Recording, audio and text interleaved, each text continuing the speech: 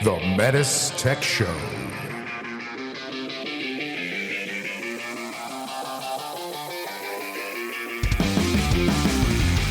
Welcome to the METUS Tech Show, a show for HVAC professionals by HVAC professionals. I like how you guys bounce back and forth between heat pump talk and food talk. The METUS Tech Show. Mitsubishi. So, Brent, you were talking about some taco lasagna? Yeah. Yeah. So walk me through that. So I had never even heard of it, but I had somebody make it for me. And ever since then, I've made it like 3 or 4 times. But yeah, it's standard, lasagna theory.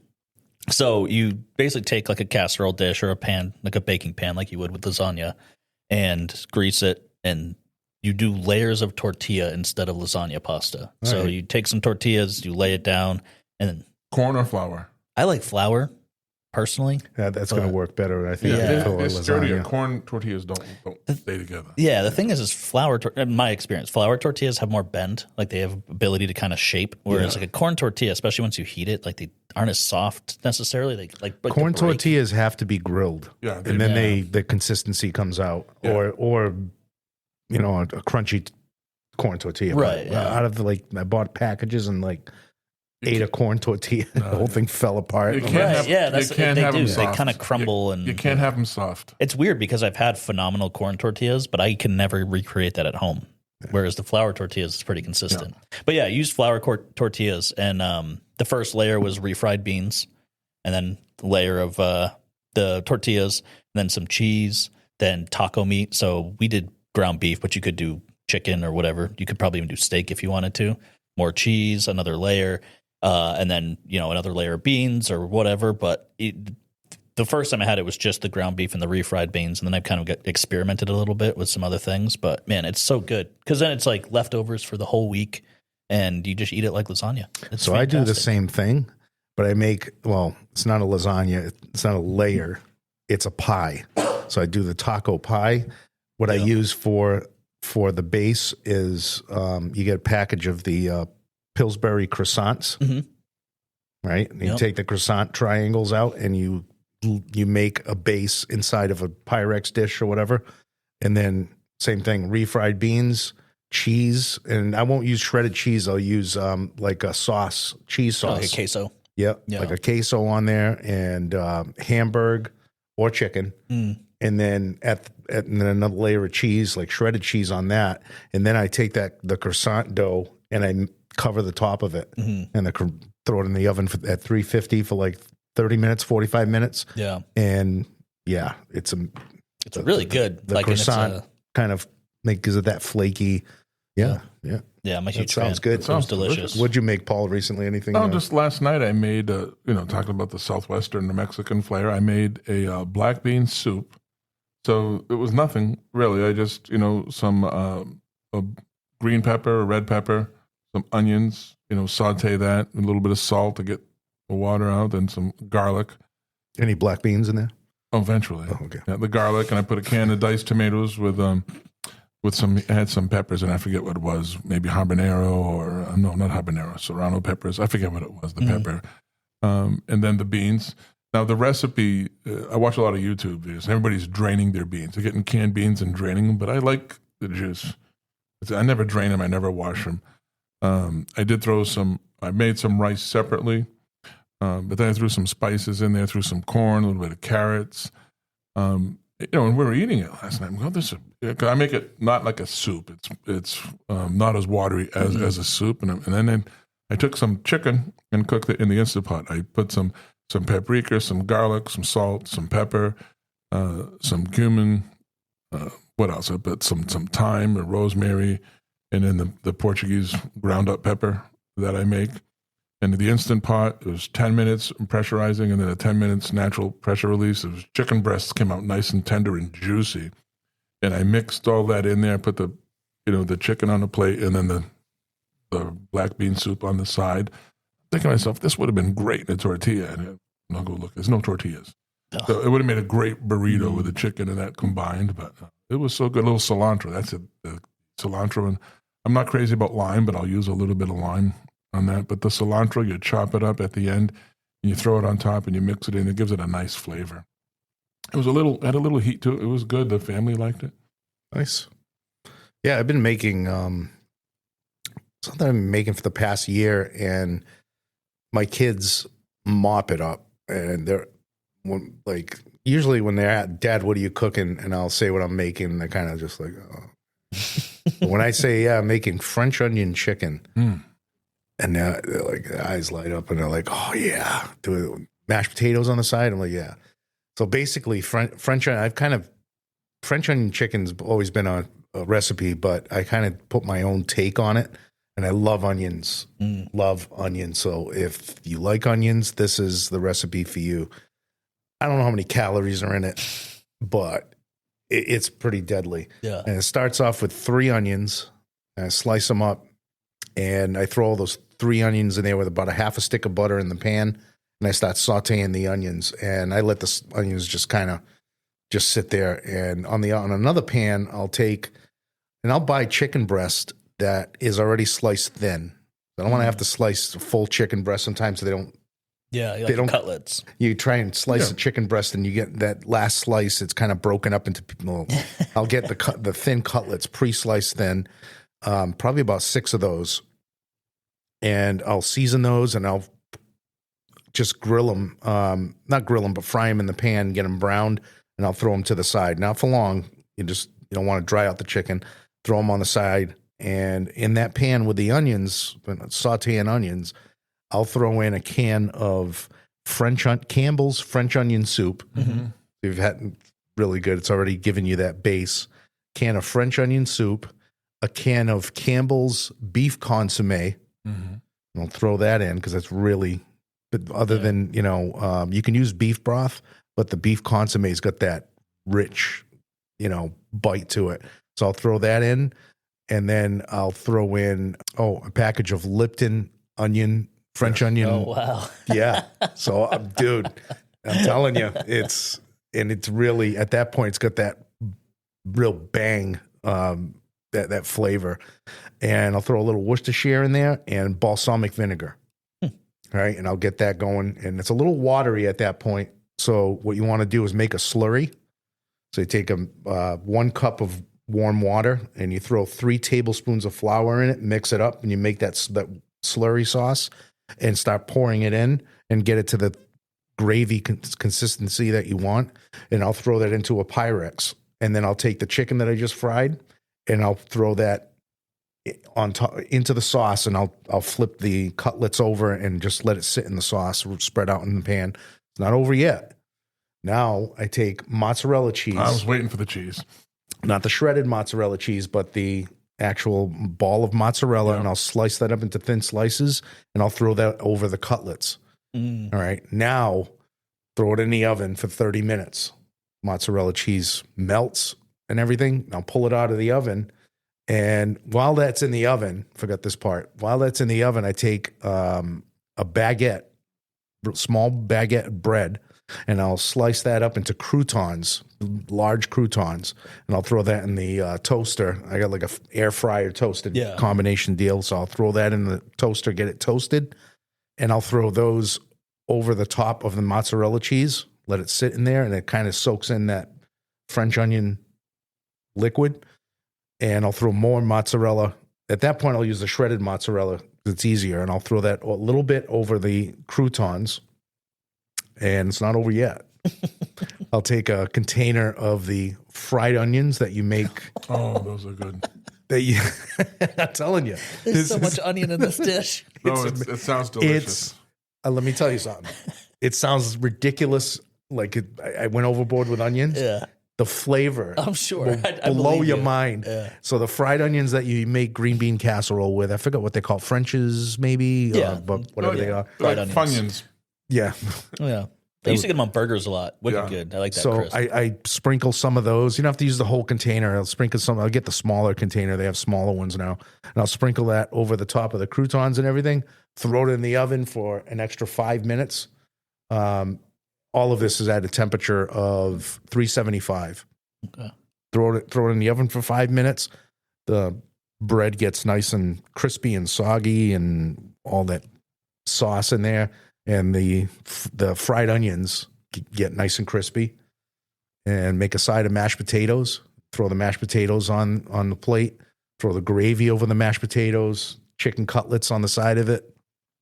Let me tell you something. Yeah. It's a winner. It sounds good. It It delicious. is a winner. I have a question for you. How long have you been making like the French onion dish? About a year, a Okay. little over a year.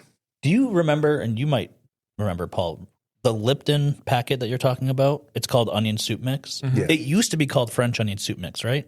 Am I crazy? So there's two different ones. Okay. There's one that's onion soup mix, Lipton's. If you're talking Lipton's, because Yeah. there's knockoff brands. Right. But Lipton's has onion soup mix. And then there's another one, but I don't think it's French onion. Okay. It's roasted onion or something like that. Okay. So there's two different types, because I Yeah. made a mistake and bought the wrong one day, and I was like, wow, this is different. But it adds a different flavor to the dish. Yeah, I remember like growing up, what I used to do for a snack is I'd have one of those Lipton onion soup Sour mixes, cream. and I just put it in sour cream and have Yeah. it with chips or whatever. Yeah. But I could have sworn growing up it was called French onion soup mix, but I don't know. I You can't know, remember. no, I don't remember that. Yeah, either it's way. one of There are those two Mandela types. effects, probably. And I think it's like onion soup mix and, well, maybe it is French onion soup mix. No. But there's another one that is like roasted onion or roasted garlic and onion or something is a different. There's a different one. I love French onion soup. I make my own sometimes, and I love it. But you know what would go good in that? I use shallots. I'll use like 3 different kinds of I love onions, shallots. and I use shallots in there. And you're gonna get a couple of throw it all in. Oh, it's so good. But I love that stuff. So I use shallots in my bacon jam. So I got a bacon jam recipe that knock your socks off. Amazing. Have you ever made it with Swiss instead of mozzarella? Because isn't that like the traditional? Now Swiss, French? when it melts, turns rubbery. Yeah. So you got to Yeah, be careful with true. Swiss. But you can use any cheese you want. But mozzarella seems to jive real well with the French Well, onion. the fresh mozzarella that you're talking about melts different than the shredded stuff. And again, stop buying the shredded stuff. Shred your own, because the shredded stuff, they put crap in there, so They it doesn't put stick together. anti-caking. And if you look at it, it's Stuff, basically yeah. antifreeze. It says glycol. I looked at the ingredients on one. It's food grade glycol. Yeah. Oh, glycol shouldn't be food grade anymore. We used to fill chill water coils at the hospital with food grade glycol. Yeah. Okay. Whatever. Anyway, what are we going to talk about today? So we're going to answer some fan mail. Oh, shouldn't we say welcome everyone to the METUS Yeah, Tech Show? welcome to the METUS Tech Show. They know where they are. Oh, but we always forget to do that. Yeah. We don't introduce ourselves anymore, but everybody should know. Who's we? Do you have a They mouse should in your recognize pocket? our voices. We're pretty famous. I don't know if anybody knows this. We're pretty in the podcasting world. We're pretty famous. Get fan people. mail? Yeah, we get like couple of fan mails a year. But We're not Brian Orr famous. no, not at all. Yeah, No, not even close. Brian Orr is like the Michael Jackson of podcast HVAC podcasting. Which, by the way, I don't want to make this official or anything or start any rumors. I'm trying to get him to come on our show. We'll see what happens. Yeah, that would be great. Yeah. Yeah. I'm a little intimidated by Brian Orr. He's a wicked smart guy. He's a wicked smart guy.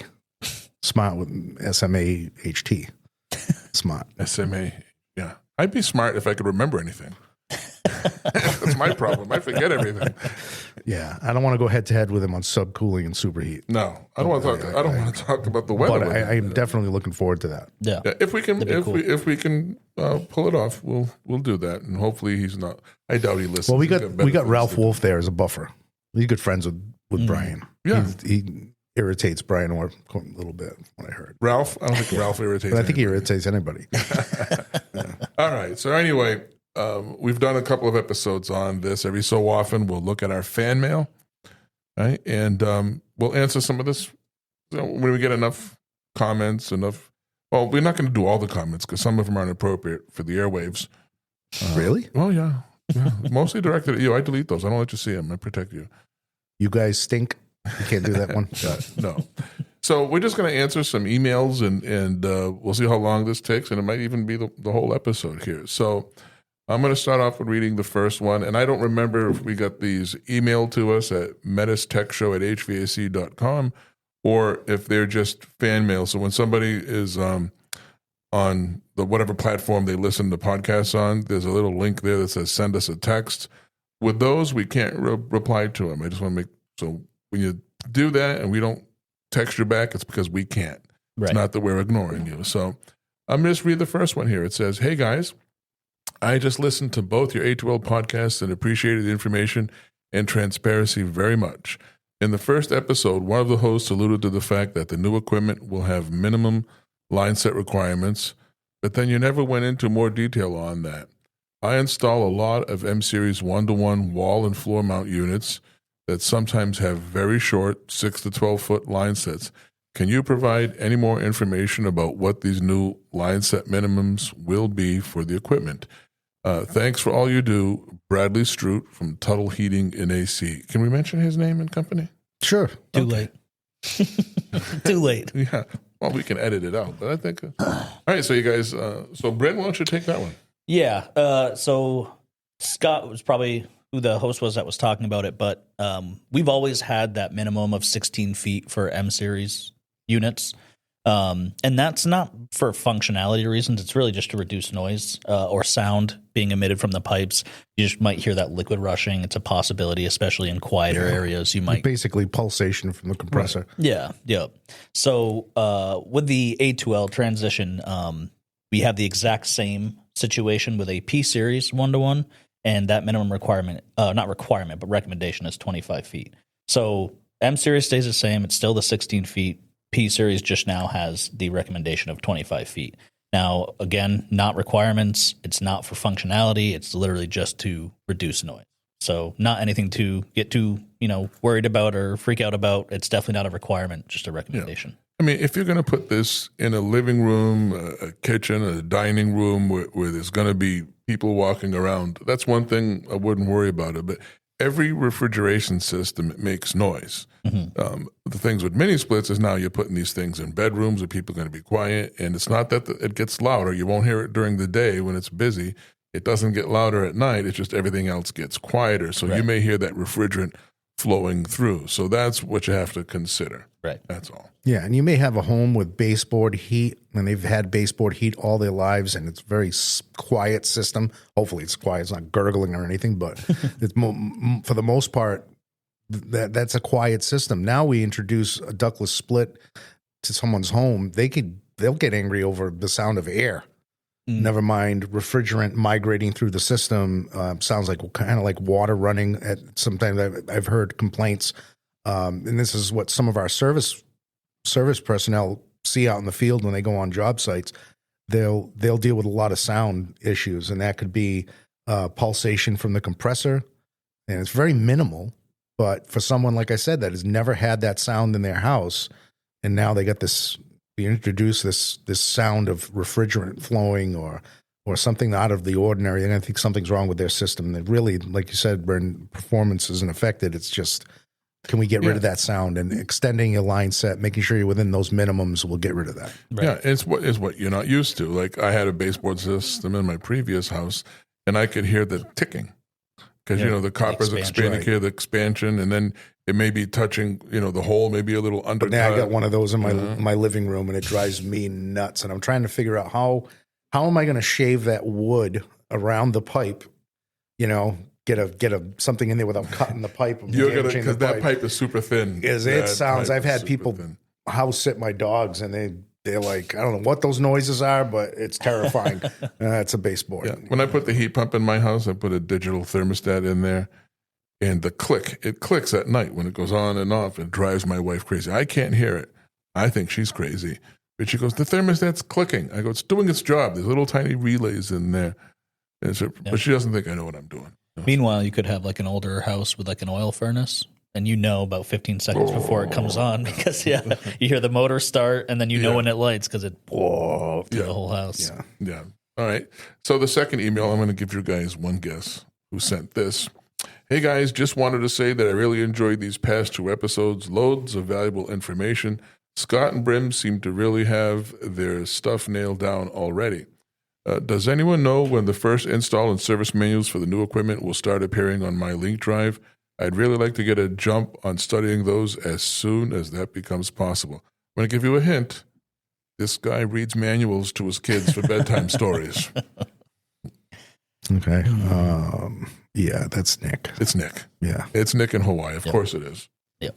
And he just wants the manuals early. So we covered this a couple of episodes ago, but this is a good reminder for everybody.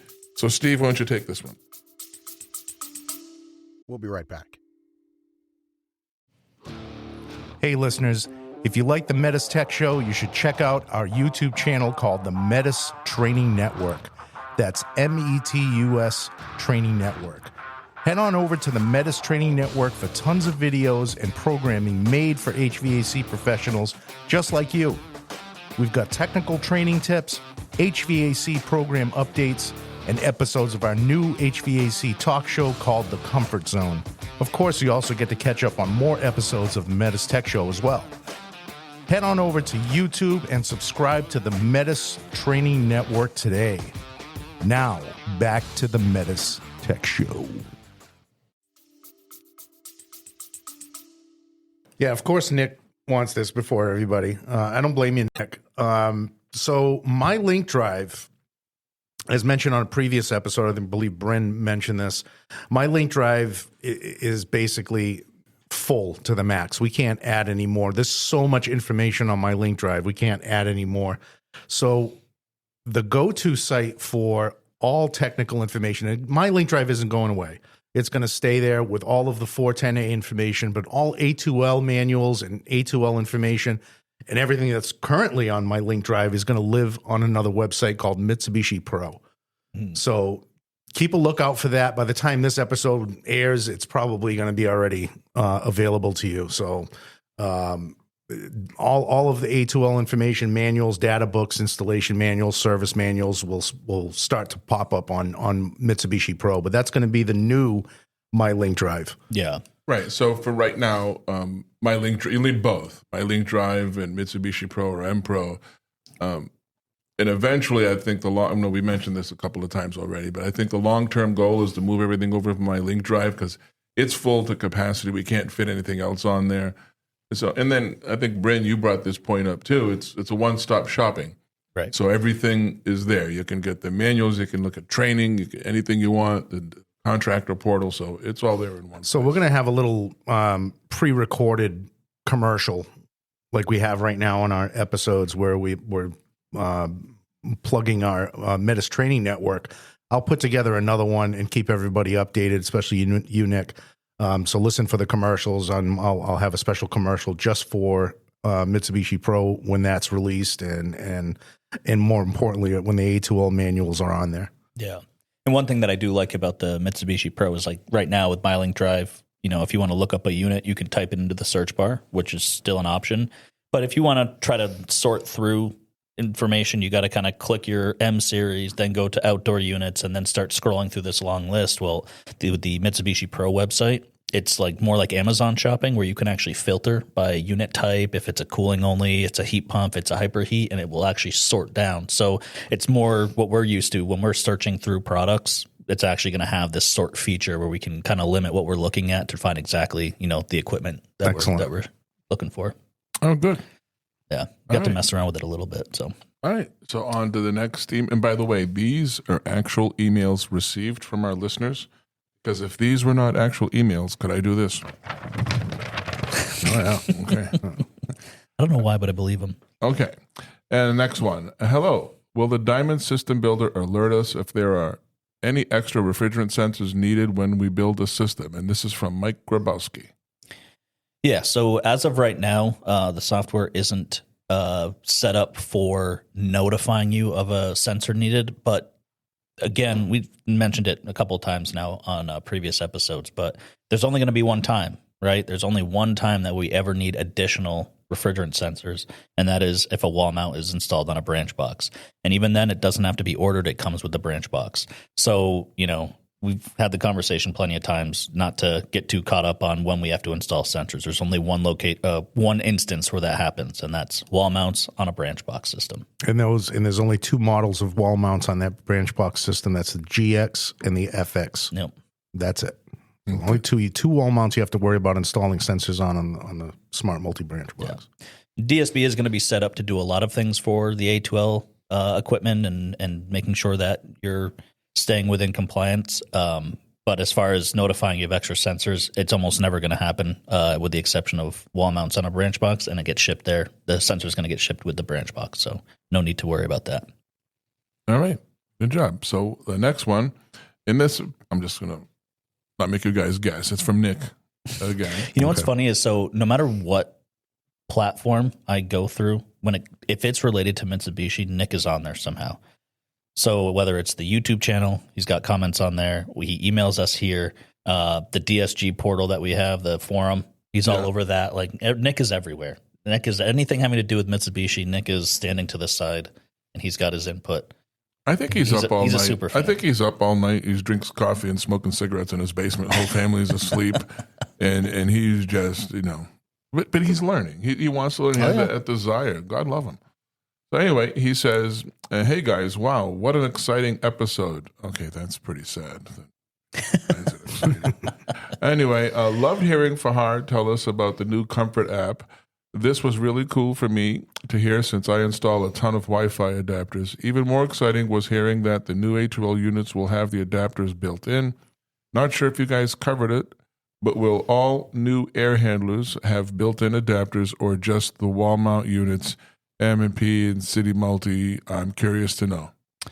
Yeah, so not all. It's mostly just going to be our M series. So most wall mounts, and then the one-way cassettes and floor mounts. So those are the ones that will come with it built in. We still will have CN105, so it's going to be available to be. You're going to be able to use the Kumo adapters with all of the equipment still, but the only ones that have it built in is the wall mounts. Most wall mounts, not all, but most wall mounts, one-way and four-way cassettes. What about floor mount? I don't think it's built in with the floor mounts, but definitely your wall mounts and the one-ways have it's a CN110 is what it's called now, and that's the built-in Wi-Fi. The other thing, just because we're on the topic, is for pre-existing equipment, Nick's saying he's installed a lot of these. We need to get those Kumo adapters as the second generation. So if you've got old Kumo adapters, they're not going to be compatible with the new app. So that's something that our distributors are actually working with contractors, making sure that people get those updated. But just be aware of that if you've got somebody who's not staying up to date on things or has the older Kumo adapter, and then they lose functionality of the Kumo app. You just got to update to that newest Kumo adapter. Yeah, when someone first told me that, I'm like, oh my God, what an endeavor! Like tens of thousands of it. No, there's only 1,000 out there, and I think they've done most of them already. Yeah, which was like, oh, cool. Yeah, and that's honestly, it's great that we did to kind of get that moving for get in touch with distributors and making sure that we could get those in the hands of the people that are going to use them. Nick probably put 900 of them in. All right. Let's see. Is this our last email? This is Chris with Blaylock Heating and Air again. I've only listened to the A2L episode once and may have missed it, but I'm just curious what clever nomenclature you guys used for the leak sensor terminal plug. Yeah, I was curious about that myself because, we have CN4F for connector for float, right? Things like that. The nomenclature we name our connectors sometimes matches up with what its function is. So, and there is no clever nomenclature this time around. For some of our units, CN147 is for a refrigerant sensor. And then for some units, it's CNSA. And so I made one up. It's connector for sensor alarm. Hey, that's the best I can do. CNSA works for me. Okay, so. It's a great way of remembering it, right? Yeah, and we've also got what we didn't cover today. I mean, that's it as far as the texts and the emails that we get. We do get a lot of comments from our YouTube page. We actually didn't cover those. Some of those are just comments more than questions, really.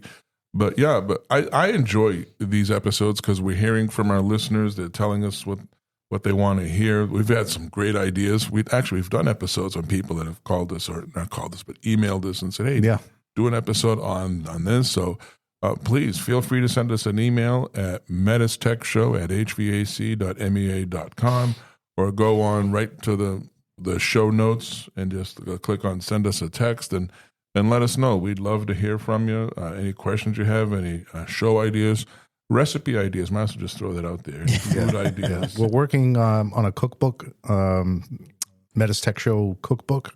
So look for that sometime in the future. I would say about 5 or 6 years. Yeah. Yeah, because we were just, Don't mark your calendar or anything. yeah, no, we were talking about that. Just I think I meant it as a joke when I said we should do a cookbook. Yeah, it's going to be like a children's cookbook or something, a pop-up book or something. I don't have the patience to put Yeah. a cookbook together. I know. Besides, I cannot give you teaspoon, tablespoon, everything. I Right. can't do that because Eyeball everything. I don't measure everything. The only time I measure anything, and it's very rare that I do this, but if I'm baking, Yes. I measure because baking is chemistry. Yeah. But this I can't tell you how much paprika I put in. My wife will ask me, "How much did you put in?" I have no idea. I just did this. I shook it around until it looked good. Yeah. Yeah. You ever seen those videos where it's somebody trying to follow their grandma's recipe because she's got this famous, dish or whatever, and she's trying to take notes to get the recipe. She's like, "Well, how much salt was that?" And she's like, "The right amount, Yeah, the perfect amount." My mother was like that. How much? How do you know? She goes, "You just know. You just know." And it's true. After you cook for a while, you That's you just know. one of the people I follow on TikTok and Instagram is Nonna Pia. Yeah, I think I mentioned her before. The old Italian mom that bakes her own bread and makes all her stuff from scratch. And she's always got the big container of salt and kosher salt, and she's just pouring it in. Like, how much salt is that, Nonna? A She's pile. She's actually an Italian grandmother. Yeah. But she's a sweet. I follow her too. She's got some good recipes. I love when she made her tomatoes, her tomato sauce. She gets fresh tomatoes once a year, and she makes tomato sauce to last her the whole year. She cans it and puts the jars away. And yeah, that's right. Yeah. But speaking of recipes, you know what really annoys me? You know what grinds my gears? Is when I'm looking for a recipe and I just need the measurements. Oh, and then you got to scroll through like the life story. These bloggers. I don't know, the whole life story of this recipe. Someone wrote like, a book. And then you get to the very end, and it ads are popping up on the screen, and you get to the end, and you finally get to the measurements. That's all I want. Yeah, who cares? I don't know. You know what's funny too is because a lot of times, like there is always the backstory where they're like, "I found this recipe, buried in a treasure chest, in the ocean," but then the rest of it is them just explaining how they did it. And they're like, "So then I put some salt and some sugar and did this, and then you bake it," and it's like, well, just do the recipe. Like, if you're going to tell me how to do it, just do it with the measurements. Right. No, 9 pages and of that telling the story. annoys me too. I watch YouTube, the cooking shows a lot. I like All Recipes is my favorite website to go to for recipes, because sometimes you got to read through all that. I want to call it the BS. I don't care about any of that. I want to know what I need for ingredients and an idea of how much to put in. And when they say a quarter teaspoon or something, I'm just eyeballing it. But when they say garlic, if they say like 5 cloves of garlic, that means a minimum of 5 cloves of garlic. Yeah. You're going to probably double that, easily. Double 100%. Yep. that. No. Yeah, Garlic? anything that's like a tablespoon Yeah. of garlic? Tablespoon of garlic? No, there's no I'm such not even going to thing. taste it. No, there's no such thing. And I got a problem too when I cook. I don't know if you guys have this problem, but every time I make pasta, I always make enough pasta to feed a small town. Yeah. Well, Way too much pasta. Yeah. Right? They make spaghetti, and it's like, I'll just put put the whole box. my wife says that, it does, you don't have to do the whole box, but you know what I do now? Because I'll cook the whole box of pasta. Right? And then whatever, if they eat it in the whole meal, that's fine. But if anything is left over, I'm the only one who'll eat the leftovers. Yeah.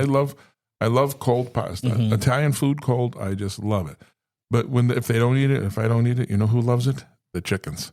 The chickens love pasta. They like the old rice. I feed them everything that leftovers when they're done. I just give it to the chickens. They eat everything. It's actually Really? the exact opposite effect with rice. Like, you ever put the rice in there and you're like, this is a good amount of rice. Yeah. And then you put it on 2 plates and you're like, there's no rice. Where'd all the rice go? Yeah, I tend to make way too much food. Yeah. But for another episode. Yeah. Anyway, I think we talked more about food on this episode than we did fan mail, but hey, sometimes that's the way. Yeah.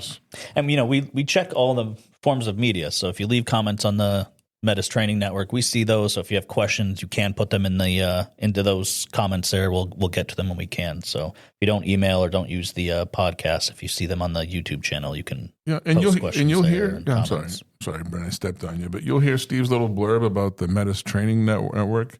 Do me a favor, if you're sitting around your computer and doing nothing, go check it out. And we have a video show like a mini little talk show, The Comfort Zone. Take a look at that and let us know what you think. I'm kind of curious. Any ideas for that too? It's just basically what we're trying to do is provide training, and at the same time some entertainment, which is basically the number one reason we're on here is because we're entertained by it. I think, and it's fun for us. We want to get the information out there. So take a look at the METUS Training Network and let us know what you think. And there's all kinds of other stuff out there. Didn't we put our Tech Links videos on there as well? Yep.